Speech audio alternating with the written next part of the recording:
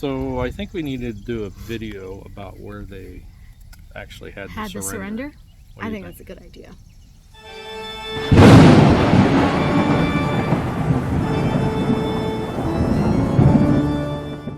Well, hello there, parapeeps, and welcome to another episode of Our Haunted Travels. I'm your host, Sean Donnelly. I'm your co-host, Marianne Donnelly. We are here in Yorktown, Virginia. We are. We are roasting like marshmallows. Yep. We're coming to the end of it. Yes. We're coming to the end. Speaking of the end, in this video, we're going to tell you about the location where the surrender took place. But before we get into that, if you're into the paranormal history, forensic, and travel type videos, don't forget to hit the subscribe button and ding that little bell so you'll hear from us next time we post a new video. Okay, Mare, where are we at? We are at the Moore House. The Moore House. Let me flip around and I'll show them the Moore House.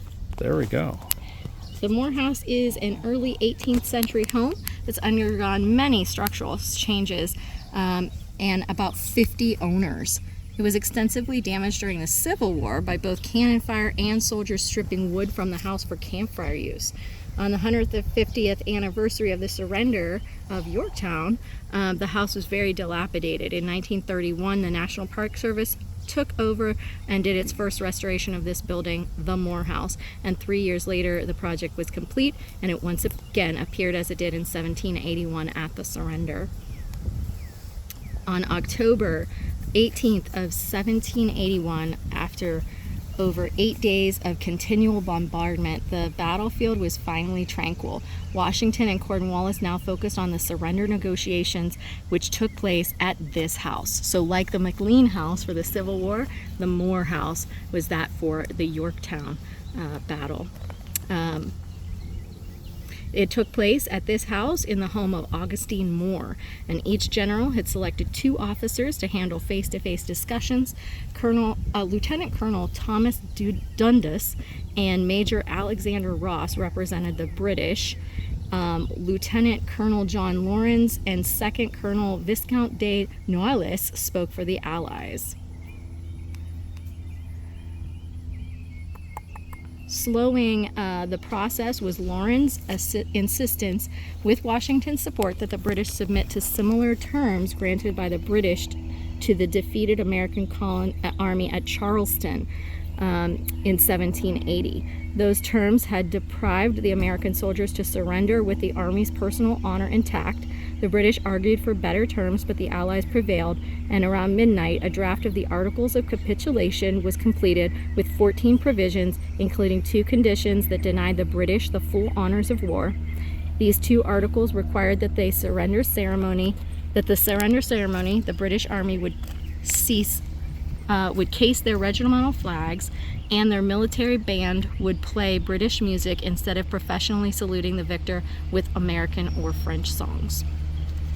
So there are some paranormal claims here at this building. Of course there are. In addition to the truly historical nature of this house, one of them is that there is a woman that is seen crying in a long dress. They think it might be Clara Turner over the loss of her husband, John Turner, who was rushed into the Moore House during the bombing of Yorktown. And then, let's see what's the other ones here. This one's a little more difficult.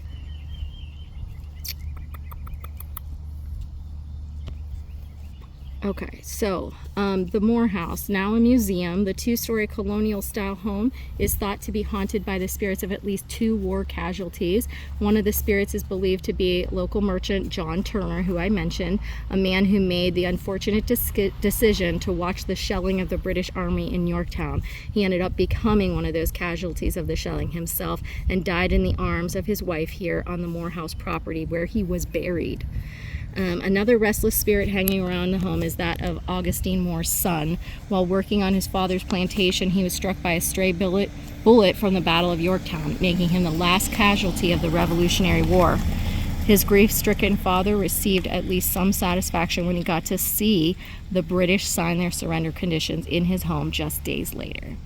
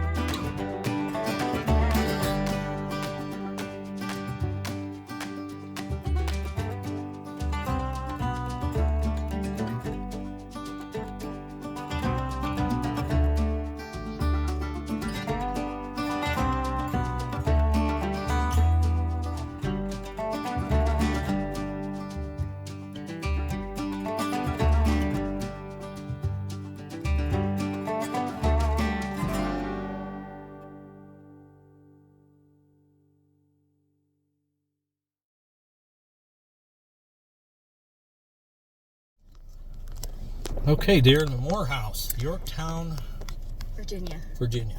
Yes. What do you think?